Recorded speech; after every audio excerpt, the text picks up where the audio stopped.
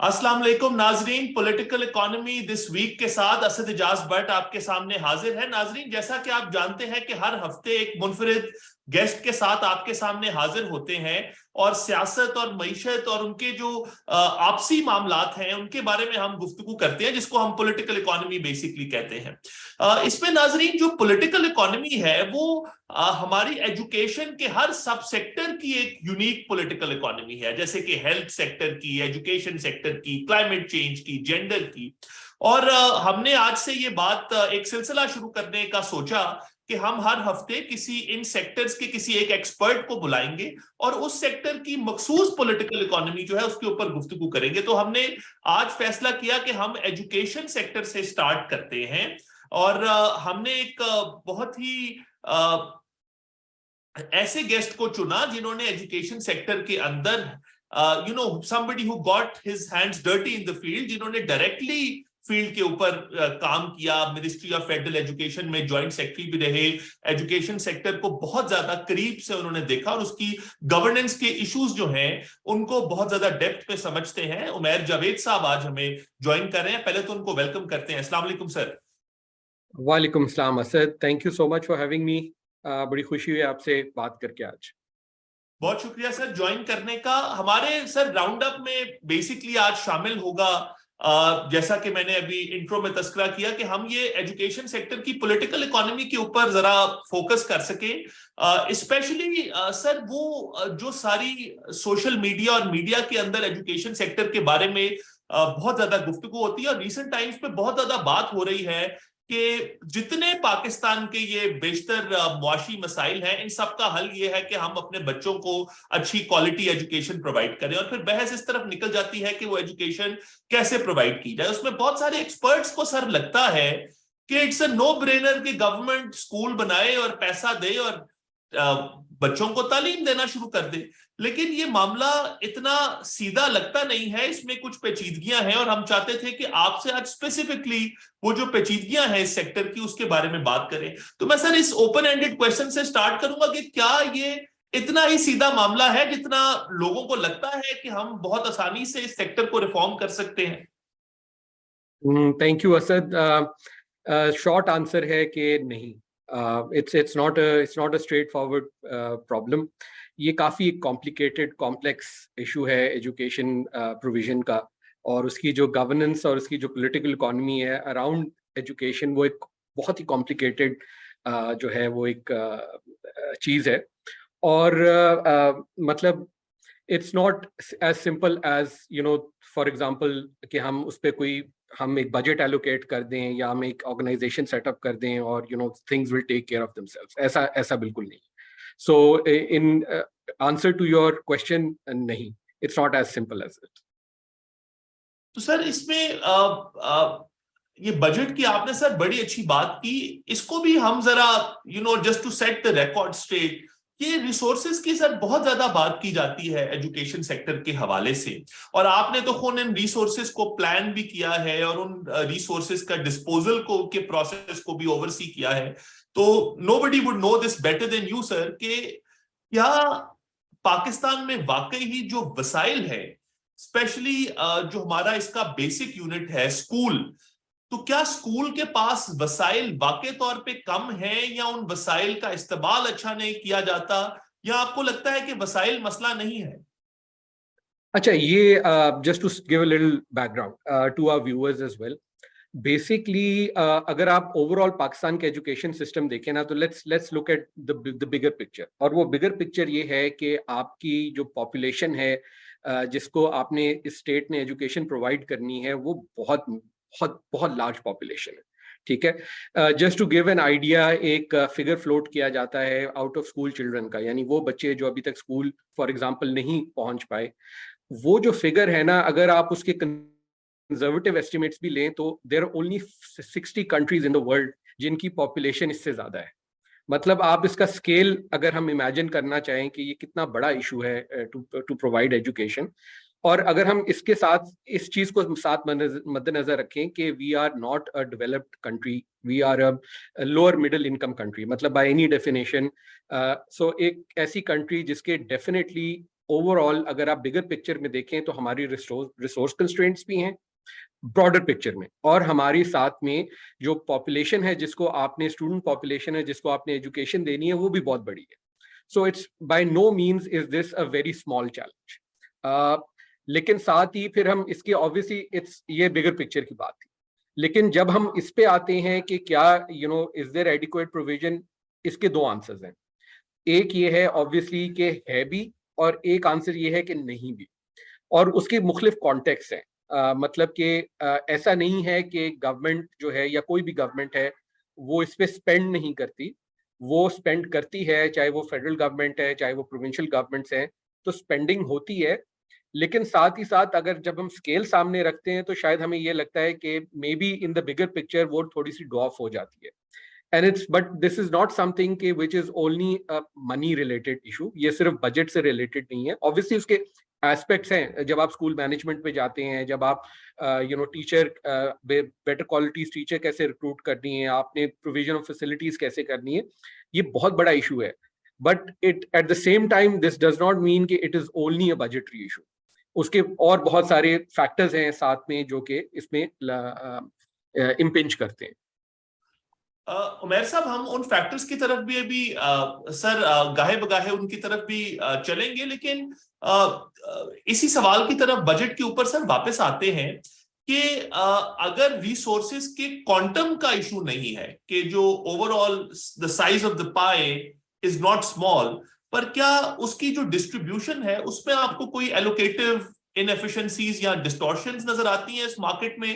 क्योंकि ये बहस भी अक्सर होती है कि with in the education sector पैसा जो है वो उसकी एलोकेटिव इनएफिशिएंसीज है, यानी वो इंफ्रास्ट्रक्चर के ऊपर ज्यादा लग रहा है, बच्चों को जो डायरेक्ट जो प्रोग्राम स्पेंडिंग है वो उतनी ज्यादा नहीं है. तो इसमें आपको लगता है कि कोई एलोकेटिव इनएफिशिएंसीज का भी मामला है? डेफिनेटली देखिए, अगर आप बजट फॉर एग्जांपल सामने रखें, हमारे सामने क्योंकि मैंने मिनिस्ट्री ऑफ फेडरल एजुकेशन में काम किया है, तो हमारे सामने आईसीटी का एक बजट तो बहुत क्लियरली आता था, क्योंकि we had to manage that. और उसमें अगर आप इफ यू नोट के जो आपका जो greater chunk of your budget है ना, वो बेसिकली जाता है जिसको हम कहते हैं ईआरई की तरफ, which is employ related expenses. इसमें आ जाता है आपकी जो teaching and non teaching staff है, उनकी पेज हैं, उनकी अलाउंसेस हैं, उनसे रिलेटेड जो भी पेंशन्स हैं, वो सब एक आपका जो बहुत बड़ा चंक है एजुकेशन बजट का, वो वहां जाता है. Now if you ask me, that is one of the issues. मैं ये नहीं कह रहा कि आपके जो टीचर्स हैं मतलब कि दे आर कंप्लीटली समथिंग के जो हम we want to wash them away, but what I will say is कि आपकी जो इनपुट है टूवर्ड्स योर ईआरई, वो उस जनरेट नहीं कर पाती द आउटपुट्स जो कि हम देखना चाह रहे होते हैं, रिजल्ट देखना चाह रहे होते हैं. ऑन द अदर हैंड, जो नॉन ईआरई एक्सपेंसेस हैं, यानी जो ऑपरेशनल आपकी कॉस्ट है, फॉर एग्जांपल टू ऑपरेशनलाइज जो स्कूल के एक्सपेंसेस हैं, मिसाल के तौर पे सिंपल रिपेयर एंड मेंटेनेंस है, उसके लिए बहुत कम एलोकेशन जो है वो नजर आती है आपको. और इससे बावजूद इवन जो ऑपरेशनल कॉस्ट हैं, ड्यू टू यूटिलिटी कॉस्ट की जो इंक्रीजेज हैं, आपकी इलेक्ट्रिक के बिल्स हैं, गैस के बिल्स हैं, वो हर साल बढ़ते चले जाते हैं. और अनफॉर्चुनेटली होता ये है कि जो आपका बजट है which is meant for like other school activities, whether those are co-curricular, whether that is repair and maintenance, whether that is just arranging for example a science fair, वो फंड्स हर साल squeeze होते जाते हैं, कम होते जाते हैं. और इसमें एक कॉन्टेक्स्ट और बड़ा जरूरी है sir, I think we need to mention this, क्योंकि when you talk about the political economy, बड़ा जरूरी है कि हम कॉन्टेक्स्ट को सामने रखें. वो ये है कि Islamabad was one of the first, federal government was one of the first reasons जहाँ पे राइट टू फ्री एजुकेशन एक बिल अडॉप्ट किया गया था. और उसके कॉन्टेक्स्ट में हुआ ये कि आपने बहुत सारे ऐसे राइट्स क्रिएट किए या ऐसे एक्सपेंसेस जिनके अगेंस्ट आपको एक्सपेंस करना पड़ता है. For example text book. आप पहले की बात कर रहे हैं? क्योंकि सॉरी, अभी तक में तो एनश्राइन हो गया था वो, तो ये आप उससे पहले की बात कर रहे हैं? नहीं, 2010 मैं जी मैं उसी की बात कर रहा हूँ. जब ये बात हुई तो federal government was the first to adopt this, मतलब इन आईसीटी. ये बाकी प्रोविंसेस में अभी आई थिंक पंजाब ने अब किया है एंड सो ऑन, तो बट आर्टिकल मोर 25A है बेसिकली कॉन्स्टिट्यूशन जी का। जी जी बिल्कुल। मैं उसकी बात कर रहा हूँ, उसको ऑपरेशनलाइज करने की बात कर रहा हूँ। मतलब वो एक अमेंडमेंट आई ऑब्वियसली, फिर उसको एक उसकी लेजिस्लेशन हुई, फिर उसकी ऑपरेशनलाइज किया गया उसको। सो उसमें हुआ ये, आपने एक बहुत बड़ी कैटेगरी क्रिएट कर दी विच इज टेक्स्ट बुक्स। अब टेक्स्ट बुक्स हमने नोट किया, for example the idea was कि सबको फ्री टेक्स्ट बुक, हर बच्चे को फ्री टेक्स्ट बुक प्रोवाइड की जाएगी। Now all of a sudden जो चीज पहले गवर्नमेंट की बैलेंस शीट पे नहीं थी उस तरह से, because that cost was being met in some other way. Now what it means is कि there is a bigger chunk of money now which is needed, जो कि हर साल स्टूडेंट्स को टेक्स्ट बुक्स देने में आता है। मैं हरगिज ये नहीं कह रहा कि आप उनको टेक्स्ट बुक्स ना दें, वो एक कॉम्प्लिकेटेड इशू है, we will talk about it, but it does mean कि उसके पीछे जो आपकी फाइनेंशियल एक रिक्वायरमेंट है वो हर साल ग्रो करती जा रही है, विच मीन्स कि आपके फाइनेंशियल बजट ऑल्दो एलोकेशन होती है, लेकिन वो एलोकेशन जो है वो जो आपकी एक नीड है वो बढ़ती जाती है हर साल। और ये हमने देखा कि फॉर एग्जांपल हर साल हम पिछले सालों के जो बिल्स हैं वो पे कर रहे होते हैं हर एजुकेशन डिपार्टमेंट। और ये मोर रिसेंटली ये पंजाब में भी अब यही सिचुएशन है। और होता क्या है कि पब्लिशर जो है वो जब उनको पेमेंट नहीं होती तो वो फिर टेक्स्ट बुक्स लेट होती हैं, which becomes another political economy issue कि जी व्हाई आरंट पीपल गेटिंग, कि उनको टेक्स्ट बुक्स क्यों नहीं मिल रही। सो ये बहुत सारे इसके कॉम्प्लिकेटेड एस्पेक्ट्स हैं एलोकेशन के। और एक चीज जो और हुई इस बिल में वो ये थी कि जो स्कूल फंड्स हुआ करते थे प्रीवियसली बिफोर दिस अमेंडमेंट, वो स्कूल फंड्स जो कि कंट्रीब्यूशन से चलते थे, बहुत माइनर कंट्रीब्यूशन होती थी स्टूडेंट्स की, ₹5, ₹10 समवेयर, ₹20 पर चाइल्ड, वो बिल्कुल ड्राई अप हो गई। और उससे हुआ ये कि जो आपके जो सबसे लोअर टियर स्कूल्स हैं, which are primary schools, which are primary and secondary schools कुछ जगहों पे, उनके फंड्स जो नॉन बजटरी उनको फंड्स अवेलेबल होते थे वो बिल्कुल ड्राई अप हो गए, एटलीस्ट इन इस्लामाबाद। पंजाब में वो नहीं हुआ, केपी में नहीं हुआ, बिकॉज उन्होंने ऑल्टरनेट उसके क्रिएट किए, but that didn't happen in Islamabad. So आपको एकदम मल्टीपल लेवल्स पे जो स्कूल हेड है जिसके पास पहले कुछ फंड्स होते थे फॉर एग्जांपल टू स्पेंड, वो they now not available anymore. Sir ये वो सो पैसे हैं जो स्कूल कमेटी को दिए जाते थे, या ये जो प्रिंसिपल का डिस्क्रेशनरी कुछ था, ये उसकी आप बात कर रहे हैं? नहीं, मैं बात कर रहा हूँ जो स्कूल फंड में कंट्रीब्यूशन, जो एक पेरेंट एसोसिएशन टाइप या जो पेरेंट्स के थ्रू जो एक माइनर अमाउंट थी जो फी की मद में स्कूल में आती थी। सो ऑब्वियसली मैं जो हाईलाइट करना चाह रहा हूँ वो ये है कि हर पॉलिसी चॉइस जो होती है उसकी एक कॉस्ट होती है जी। सो उसके लिए then the accordingly resources have to be allocated और resources have to be managed. So it's a complex issue. once again the amount of money, अगर ये हम assume कर रहे हैं ना, there's a term I use Asad, और ये मैं I'd like to throw it in here, कि हमारी जो expectation होती है from the state वो होती है first world generally speaking, और लेकिन जो हमारे resources हैं unfortunately वो हैं अभी those are not first world resources. So हमारी एक mismatch रहता है, but even within, as we talked about it, even within the budget there is a discrepancy in what is being spent where.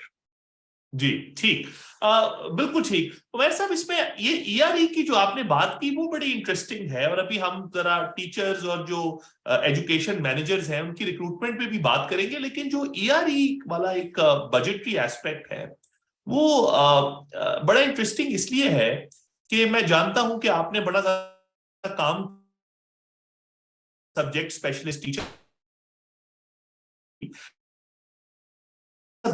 Teachers की बात है तो budget का बड़ा तस्करा होता है कि बहुत सारे सरकारी स्कूल हैं जिनमें मखसूस सब्जेक्ट्स पढ़ाने के लिए टीचर्स नहीं है, और एक तरफ अभी हमें यह भी लगता है कि ईआरई टेक्स द लार्जेस्ट चंक, जैसे आपने कहा एम्प्लॉय रिलेटेड एक्सपेंसेस। तो ईआरई को जब हम देखते हैं तो हमें लगता है कि this sector would be an overstaffed sector, पर जब हम सब सब्जेक्ट स्पेशलिस्ट टीचर्स की बात करते हैं तो आयरॉनिकली वहां पे हमें एक टीचर डेफिसिट नजर आता है और वहां लगता है कि दिस इज एन अंडरस्टाफ्ड सेक्टर। तो असल मसला क्या है सर? क्या is this N overstaffed sector जैसे कि कहा जाता है?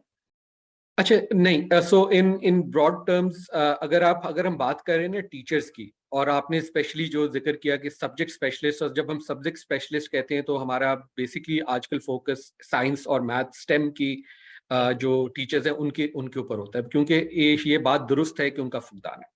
सो जो आपके टीचर्स हैं ओवरऑल एक बेयर मिनिमम तो मौजूद है सिस्टम के अंदर, बट वो सिस्टम के अंदर they don't have the qualification to teach certain subjects. Islamabad से हम एक मिसाल ले लेते हैं कि मतलब prior to I think some recruitment अभी रिसेंटली हुई है, बट उससे पहले वाकई ये हालात थे कि बहुत सारे स्कूलों में आपके पास जो सब ये साइंस और मैथ के टीचर्स हैं ये अवेलेबल नहीं थे। But on the other hand आपके पास ऐसे बहुत सारे टीचर्स मौजूद हैं जो कि सिर्फ और सिर्फ आर्ट्स के और ख़ास तौर पे कुछ लैंग्वेजेस के टीचर्स हैं। मतलब एक इस्लामाबाद में एक बहुत बड़ा मिक्स था कि इस्लामियात के टीचर्स बहुत ज़्यादा हैं, टीचर्स जो कि इंग्लिश उर्दू के टीचर्स हैं वो बहुत ज़्यादा हैं। बट ऑन द ग्राउंड जब आप देखते हैं तो आप उनको then you can't use them to teach science के सब्जेक्ट्स जो कि बहुत कॉम्प्लिकेटेड होते हैं। मतलब दे रिक्वायर पर्टिकुलर सब्जेक्ट, ना सिर्फ सब्जेक्ट की अंडरस्टैंडिंग चाहिए होती है बल्कि उसको कम्युनिकेट करने की भी अंडरस्टैंडिंग चाहिए होती है। सो वो एक इशू रहा है। एक जो बहुत बड़ा इशू है जो कि which is also not just an education issue but also broader issue in the government, और वो ये है कि आपकी जो नॉन टीचिंग स्टाफ है या जिसको आप वो ग्रुप्स कहते हैं जो कि सपोर्ट में होते हैं। मिसाल के तौर पे सेक्टेरियल कैडर्स होते हैं, मिसाल के तौर पे आपकी जो है जिनको नॉन गैजेटेड भी गवर्नमेंट में आमतौर पे कहा जाता है, वो बहुत बड़ा एक सेगमेंट है। मैं आपको एक मिसाल देता हूँ। हमने एक स्टडी करवाई इस्लामाबाद में जब मैं वहाँ एफडी में था, और उससे हमें ये पता चला कि देयर आर तकरीबन 30 या 35 ऐसी पोजीशंस थी। मैं ये लोगों की बात नहीं कर रहा, सिर्फ उनके नॉमेनक्लेचर की बात कर रहा हूँ कि 30 to 35 ऐसे नॉमेनक्लेचर थे जो कि एक ही रिडंडेंट काम में मसरूफ थे। मतलब एक आपके पास एक स्वीपर भी है, फिर एक और सफाई करने वाला है जो उसके ऊपर एक और बंदा है जो कि उसी चीज को मतलब देख रहा है, और आपका ईआरई का बहुत बड़ा चंक जो है वो इन इस नॉन जो टीचिंग कैडर है इसको सपोर्ट मतलब इसको करने में जाता है, जिसकी यूडीसी हमें जी सॉरी यूडीसीज एलडीसीज एंड बिल्कुल जी बिल्कुल, मतलब एंड इट्स माइंड बॉगलिंग। आप उस नॉमेनक्लेचर में जब घुसते हैं तो आप यकीन करें कि घूम जाते हैं कि ये नॉमेनक्लेचर और ये पोजीशंस करती क्या हैं, कंट्रीब्यूट क्या करती हैं। सो अनफॉर्चुनेटली एक लेगेसी चलती आ रही है फ्रॉम ओल्डन डेज। मतलब लिटरली यू कैन आप ये ट्रेस कर सकते हैं ब्रिटिश राज के दौर से ये बहुत सारी चीजें हैं जो कि चलती आ रही हैं, और इस पे बहुत ज्यादा आपका जो बजट है वो इनकी सपोर्ट में या इनको इनको करने में लग जाता है। और ये वो तमाम चीजें हैं जो कि जिनको मेरे नजदीक फौरी तौर पे जरूरत नहीं होती। मतलब स्कूल को you need basic support, but you don't need a complicated network of support जो कि जिस पे आपका बहुत ज्यादा ईआरई लग रहा होता है। सो हमने दो बातें की। एक हमने कहा कि हमारे पास जो सब्जेक्ट टीचर्स हैं उन पे वो नहीं रिक्रूट हुए unfortunately in the previous times, और सेकेंडली आपके पास जो नॉन टीचिंग स्टाफ है वो अनफॉर्चुनेटली प्रोपोर्शन बहुत ज्यादा है एज कंपेयर टू जो कि होना चाहिए स्कूल्स के। सर क्या इसमें ये मसला भी है कार फरमा के कुछ स्कूलों के पास कुछ स्कूल्स जो कि ज्यादा लुक्रेटिव हैं अपनी लोकेशन की वजह से उनमें बहुत सारे एक एलोकेटिव इनएफिशिएंसी टीचर्स की एलोकेशन के हवाले से ये है कि मैथ और साइंस के टीचर्स जो हैं वो कॉन्सेंट्रेट हुए हैं कुछ सर्टेन लोकेशंस में, क्योंकि the skill that they have is sought after, तो they can dictate their terms and get the postings of their choice. और जबकि कुछ स्कूल्स जो पेरिफेरी के अंदर है, स्पेशली अगर हम आईसीटी या इस्लामाबाद का केस डिस्कस करते हैं जो कि आपने ज्यादा करीब से देखा, तो उसमें जो पेरिफेरी के स्कूल्स हैं वहां पे एक स्कूल के अंदर जैसे आपने फरमाया उर्दू और इस्लामियात के टीचर्स और वही साइंस और मैथ भी पढ़ा रहे हैं। तो ये प्रॉब्लम भी क्या है सर कि is it also a locational issue Islamabad जैसे शहरों में? बिल्कुल है, और ये आपने बहुत अच्छा पॉइंट एक्विटी का एक रेज किया है जिसको हम मतलब एक्विटी की लेंस से देखते हैं। और होता मसला अब यहाँ पे कंपाउंड क्या होता जाता है, आपके कुछ अर्बन स्कूल्स हैं मतलब, और ये जनरली ये बाहर भी ये बाकी सूबों को भी इससे मिलते जुलते इश्यूज हैं। होता ये है कि टीचर्स जो हैं, जो आपके जो ज़्यादा केपेबल टीचर्स हैं, जो ज़्यादा सीनियर टीचर्स हैं, वो कॉन्सेंट्रेट हो गए हुए हैं अर्बन साइड के अंदर। और अनफॉर्चुनेटली पॉलिटिकल इकोनॉमी ऐसे ऑपरेट करती रही है कि system despite their best efforts वो eventually one step forward two step back होता रहा है, कि आप कोशिश करते हैं कि टीचर्स को आप इक्विटेबली डिस्ट्रीब्यूट करें through at centre and periphery schools, but unfortunately वो बहुत रिवर्सल भी आते रहते हैं इसके साथ। ये अनफॉर्चुनेटली जो पेरिफेरी के स्कूल्स होते हैं, जो कि आप सेमी रूरल और रूरल की बात करते हैं, वहां पे होता ये है कि टीचर्स अनफॉर्चुनेटली जाना नहीं चाहते और उनको भेजा भी नहीं, यानी शायद जाता। इस पे कुछ सूबों ने कुछ काम किया है, फॉर एग्जांपल पंजाब ने इसके ऊपर काम किया कि कैसे बेहतर ह्यूमन रिसोर्स को मैनेज किया जा सके, but even then it's not perfect. So उसमें ये बहुत बड़ा इशू आता है कि आपके एक जो फॉर एग्जांपल एक अच्छा मॉडल स्कूल है, से फॉर एग्जांपल इन F6, उसके पास रिलेटिवली अच्छा स्टूडेंट टीचर रेशो भी होगा और उनके पास सब्जेक्ट टीचर का रेशो भी निस्बतन बेहतर होगा। लेकिन आप पेरिफेरी में अनफॉर्चुनेटली जाएंगे तो वहां पे जो टीचर्स अवेलेबल हैं आपके पास, वो शायद सब्जेक्ट स्पेशलिस्ट नहीं है। वो बेसिकली कई दफ़ा अनफॉर्चुनेटली ऐसा भी होता है कि मल्टीपल ग्रेड टीचिंग और मल्टी सब्जेक्ट टीचिंग की कोशिश की जा रही होती है, जो कि ज़्यादा कामयाब नहीं होती।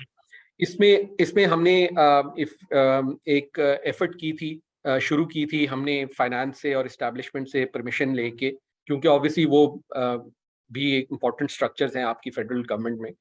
तो उनसे अप्रूवल लेके तो हमने ये इख्तियार सेक्रेटरी साहब को डेलीगेट करवाया था कि पोजीशंस को विद बजट मूव किया जा सके।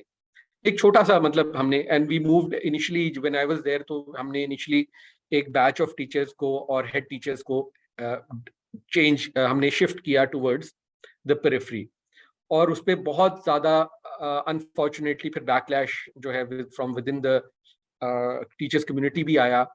आई एम श्योर उनके भी उनमें होंगे डेफिनेटली जेन्युइन इश्यूज भी होते हैं, लेकिन जब आप ओवरऑल पिक्चर को देखते हैं तो फिर उसमें आपने फिर इक्विटी की तरफ जाना है इवेंचुअली।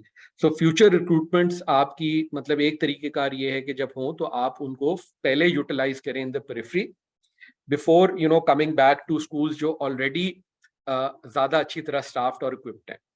क्योंकि इसमें एक इशू ये भी है ना सर, कि अगर हम इक्विटी की बेसिस पे कर तो रहे हैं, चाहते तो हैं कि हम टीचर्स मूव करें, but even in those better reasonably better schools situation ऐसी नहीं है कि हम ये कहें कि वो बहुत अच्छी सिचुएशन है या उनका बहुत अच्छा रेशो है। So it's a balance that needs to be struck. Umar साहब, ये जो हम एलोकेशन से थोड़ा सा आगे बढ़ते हैं, thank you for that elaborate answer. मैं यही इक्विटी के पॉइंट को लेकर आगे चलूंगा। आप जब मिनिस्ट्री ऑफ एजुकेशन में थे तो उस दौरान एक 2-3 बड़े इनिशिएटिव्स लिए गए। मैं चाहूंगा जरा हम सीधा उन सब के ऊपर भी बात कर सके, जिनमें सबसे पहला इनिशिएटिव जिस पे मैं बात करना चाहूंगा वो सिंगल नेशनल करिकुलम था। हैंड्स डाउन पाकिस्तान के एजुकेशन सेक्टर का वो सबसे बड़ा फ्लैगशिप प्रोजेक्ट जो कि फेडरल गवर्नमेंट ने किया। उसके ऊपर क्रिटिसिज्म इस हवाले से बहुत आया कि एक तो ये कि वो रिलीजियस एजुकेशन को प्रमोट कर रहा है, एक क्रिटिसिज्म उसके ऊपर ये आया कि क्वालिटी उस करिकुलम की जो है, वो जो जिस करिकुलम को वो रिप्लेस कर रहा था उससे थोड़ी सी इंटेंसिटी में ये करिकुलम थोड़ा ज्यादा आसान है। तीसरा क्रिटिसिज्म जो कि सियासी नौयत का था वो ये था कि ये 18th अमेंडमेंट के रिवर्सल की कोशिश है और सूबों के ऊपर आप इम्पोज कर रहे हैं। लेकिन इसने काफी मिक्स्ड रिव्यूज इस हवाले से भी ड्रॉ किए कि किसी हद तक इसने इक्विटी अचीव की, जबकि हम ये जानते हैं कि काफी जो हाई कॉस्ट प्राइवेट स्कूल्स हैं, जैसे मैं कुछ के नाम भी लूंगा कि LGS, बीकन हाउस, एचसन और इस तरह के जो कुछ स्कूल्स हैं, उन्होंने जब उन पर लागू किया गया ये करिकुलम तो उन्होंने साथ अपना जो वो करिकुलम पढ़ाते थे ऑक्सफोर्ड का, कैम्ब्रिज का, वो करिकुलम भी वो साथ पढ़ाते रहे, जिसकी वजह से लोगों को ये लगा कि वो जो इनएक्विटीज हैं सेक्टर के अंदर वो तो अपनी जगह वैसे की वैसे ही रही। तो ये जो मिक्स्ड रिव्यूज ड्रॉ किए SNC ने, इसके बारे में सर आप क्या कहते हैं? Do you think it is something that we should be content with? और अच्छा, इसमें असद आई थिंक एक जो था ना, द फंडामेंटल जो इशू आया था, रिगार्डलेस ऑफ टेक्निकल, हम उसकी जो चीजें उनको साइड पे रख देते हैं एक मिनट पे। लेकिन हम उसमें बात करते हैं कि उसमें एक कम्युनिकेशन का एक एलिमेंट था कि व्हाट वाज बीइंग कम्युनिकेटेड और व्हाट वाज बीइंग परसीव क्या किया जा रहा था कि हो क्या रहा है। मुझे जो मेरी अपनी फीलिंग है इसमें, मैं डायरेक्टली एसएनसी के साथ उस तरह इन्वॉल्व नहीं था when I was at the ministry, but obviously indirectly आपको ऑब्वियसली मिनिस्ट्री में पता होता है। सो द पॉइंट ये था कि उसको जो पोर्ट्रे किया जा रहा था वो बहुत डिफरेंट था, जो कि असल में जो चीज़ हो रही थी। शायद हर हर सेगमेंट ऑफ सोसाइटी का हक है कि वो उसको मतलब अपने एंगल से देखे, ठीक है, दैट्स फेयर इनफ। बट जो कह क्या रही थी हुकूमत, हुकूमत या मिनिस्ट्री कह ये रही थी कि जी हम एक बेसिक मिनिमम स्टैंडर्ड क्रिएट करना चाहते हैं, जो कि जिसको हम एसएलओज, फॉर एग्जांपल जब हम करिकुलम की बात कहते हैं तो हम स्टूडेंट लर्निंग ऑब्जेक्टिव्स की बात करते हैं, जो प्राइमरी चीज होती है कि हर ग्रेड के बाद बच्चा या स्टूडेंट जो है वो क्या चीज सीखेगा। और मकसद ये था कि 2006 में जो करिकुलम लास्ट टाइम बना था, तो मिनिस्ट्री की ये कोशिश थी और खास तौर पे जो विंग था इसमें इन्वॉल्व था कि हम जो उनको अपडेट करें, और हम करें ये कि एक बेयर मिनिमम स्टैंडर्ड क्रिएट कर दें। उसका ये मतलब नहीं था कि उस स्टैंडर्ड को एक्सीड नहीं किया जा सकता। जो प्राइवेट स्कूल्स में फॉर एग्जांपल एक बहुत मेजर बैकलैश आया कि जी दे आर पुलिंग डाउन जो क्वालिटी है, बट ऐसा नहीं था। मतलब प्रैक्टिकली स्पीकिंग सिर्फ इशू ये था कि स्कूल्स अनफॉर्चुनेटली जो प्राइवेट स्कूल से मेरे नज़दीक शायद दे गॉट ऑन टू इस जो काम हो रहा था उसमें बहुत लेट एंटर हुए। they were hesitant to get into it for a number of reasons. ठीक है, maybe they had their reasons, but in no way did the curriculum itself pull them down. वो बेसिक स्टैंडर्ड, फॉर एग्जांपल अगर हम ये कहें कि जी grade 2 के बच्चे को मैथ के अंदर 2+ एडिशन आनी चाहिए of 3 digit numbers for example, अब दैट्स अ मिनिमम स्टैंडर्ड। उसका ये हरगिज मतलब नहीं है कि अगर आप एक स्कूल हैं और आप एक टेक्स्ट बुक बनाना चाह रहे हैं या आप एक पब्लिशर हैं और एक टेक्स्ट बुक क्रिएट करें तो आप उसको एक्सीड नहीं कर सकते, वो आप कर सकते हैं, बट आप उससे नीचे नहीं जाना चाहते। तो आई थिंक ये दिस गॉट लॉस्ट इनटू जो एक बिगर पिक्चर डिबेट हो गई और वो और तरफ चली गई। सो एक तो उसका वो एस्पेक्ट है, फिर उसके टेक्निकल एस्पेक्ट्स हैं और उसमें I will defer to the जो सेक्टर और सब्जेक्ट स्पेशलिस्ट हैं कि whether or not वो sufficient था, सही तरीके से हुआ, उसमें हम नहीं जाते। लेकिन I wanted to highlight this aspect कि एक कम्युनिकेशन का गैप था। This is a very important clarification कि दीज वर मोर लाइक, जो मैं आपकी बात से समझाऊं सर, कि these were more like minimum standards more than learning goals या लर्निंग ऑब्जेक्टिव्स, ऐसा ही है सर? जी ऐसा ही था। और ऑब्वियसली उसके साथ फिर एक कोशिश ये भी हुई कि एक मॉडल टेक्स्ट बुक क्रिएट की जाए। It wasn't a national text book, it was a model text book कि भाई फेडरल ऑब्वियसली उसको हर साल फेडरल तो करता ही है अपना, एक इंडिपेंडेंटली फेडरल का बोर्ड है और वो बुक्स डेवलप करते हैं, बट कोशिश ये थी कि कुछ मॉडल बुक्स भी तैयार की जाएं जो कि फिर देन इफ द प्रोविंसेस चाह रहे थे वो उसको अडॉप्ट कर लें। क्योंकि आपको पता है ऑब्वियसली 18th अमेंडमेंट के बाद फेडरेशन है और वो federal government can not dictate to the provinces. ये कोऑर्डिनेशन थी कि भाई सब जो है, आज भी देखें असल क्वेश्चन ये है ना कि ब्रॉडली स्पीकिंग आज भी तमाम सूबे, अगर हम इसको छोड़ भी दें इसको करिकुलम को जो 2020 का करिकुलम था, तो आज भी तो 2006 का करिकुलम ही मोर और लेस फॉलो होता है। मतलब उसमें ठीक है वेरिएशंस हैं और ये इंपॉर्टेंट है और हम इस पे बात कर सकते हैं कि वो क्या स्ट्रक्चर होना चाहिए बिटवीन प्रोविंसेस एंड फेडरेशन, हम उसमें आज नहीं जाते। लेकिन ये है कि I just wanted to highlight this कि मेरे नज़दीक मुझे लगता है कि शायद कम्युनिकेशन का और परसेप्शन का जो इशू है वो जरा बलून आउट हो गया था इसमें।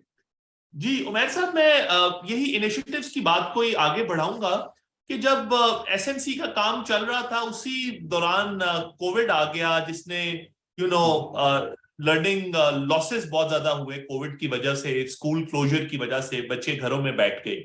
और आपके काम को उस दौर में बड़ा कमेंट भी किया गया कि आपने ओवरनाइट 2 इनिशिएटिव्स लिए, जो कि मैं कुछ दिन पहले देख रहा था कि फलते फूलते हुए जो टेली स्कूल है उसको अब प्राइम मिनिस्टर साहब ने लॉन्च किया, उसकी गालिबन अब एक ऐप भी बन गई है। तो इसको आपने एक छोटी सी कागज और एक फाइल से आपने इसको स्टार्ट किया था और आज ये एक बड़ा तनावर दरख्त बन गया है। तो ये जो टेली स्कूल और रेडियो स्कूल का मामला है, इससे हमने ये देखा कि कनेक्टिविटी और इंटीग्रेशन बढ़ती गई पूरे पाकिस्तान में, specially out of school children को भी किसी हद तक आपने इंटीग्रेट कर लिया। और डेटा और टेक्नोलॉजी के ऊपर बहुत ज्यादा कोविड के बाद ये जो टेक्नोलॉजी ट्रांजिशन हुई उस पर बहुत ज्यादा एम्फेसिस आया। सेपरेटली भी टेलीस्कूल और रेडियो स्कूल के अलावा भी मुझे याद है कि टीचर्स की एब्सेंटीज्म को कंट्रोल करने के लिए आपने शायद उसके ऊपर भी, डेटा के ऊपर बड़ा एम्फेसिस किया था। शायद कुछ एजुकेशन मिनिस्ट्री में कोई कंट्रोल रूम भी बना जिसमें डेटा सारा हाउस होता था हर स्कूल का, लेकिन वो बाद में कंटिन्यू नहीं हो सका। तो आपको लगता है कि इस सेक्टर में डेटा की और टेक्नोलॉजी की क्रिटिकलिटी है, specially out of school children को इंटीग्रेट करने के हवाले से? देखिए, सो उसका एक टेलीस्कूल और उसके हवाले से ऑब्वियसली वो कोविड के दौरान आपको पता है कि सिचुएशन एकदम देयर वाज इमर्जिंग सिचुएशन, और उस टाइम पे मतलब मिनिस्ट्री के जो एक्सपर्ट्स थे वो बैठे, हमारी टेक्निकल एक्सपर्ट होती थी अमरीन साहिबा, उनका बड़ा एक इसमें मेजर रोल था, एंड देवर अदर एक्सपर्ट्स जिनके साथ फिर जो है हमने गुफ्तगू की। और उसमें देखें उस टाइम पे प्रॉब्लम हमारे सामने यही आ रही थी कि वी weren't श्योर। आपको याद होगा कोविड के शुरू में हमें असल प्रॉब्लम ये थी कि ये पता नहीं था कि क्लोजर्स कितनी देर चलेंगे। एक आइडिया था, सो हमें ऑब्वियसली कंटिजेंसी प्लानिंग करनी थी कि भाई व्हाट इफ 1 महीने बंद रहते हैं, 3 महीने बंद रहते हैं, 9 महीने, साल होगा क्या। तो उस कॉन्टेक्स्ट के अंदर एक फिर ब्रॉडर उसके साथ स्टेक होल्डर एंगेजमेंट के साथ हमने ये देखा कि इमीडिएटली जो फेडरल गवर्नमेंट सपोर्ट दे सकती थी नेशन वाइड, मतलब this wasn't just an ICT, वो हमने ये देखा कि जो इस वक्त बेस्ट वे है और जो इजीएस्ट वे है वो हम ये कर सकते हैं कि एक एसएलओ बेस्ड जो है ना कंटेंट उसको एयर किया जाए, ताकि वो बच्चे जो कि नहीं जा पा रहे स्कूल, मतलब, और this wasn't meant to be, ये ऐसा नहीं था कि टेलीस्कूल एक ऐसी चीज थी। मुझे पता है इस पे क्रिटिसिज्म भी आई कि जी आपने सिर्फ एक चैनल शुरू करके एंड देन कुछ और नहीं किया, बट मकसद ये नहीं था कि हम एक इनिशिएटिव लें। हम चाह रहे थे कि कंटेंट जो है वो बच्चों तक पहुंचे जो कि स्कूल नहीं जा पा रहे, और फिर जो स्कूल के अपने अरेंजमेंट्स हैं, जो कि मुझे पता है कि ऑन ग्राउंड अरेंजमेंट्स भी प्रोविंसेस भी कर रहे थे, फेडरेशन भी कर रही थी, जो हमारे पार्टनर्स थे वो भी कर रहे थे। तो उसको जो है फिर कॉम्प्लीमेंट किया जाए कि लर्न एटलीस्ट बेसिक कंटेंट जो है वो एयर होता जाए।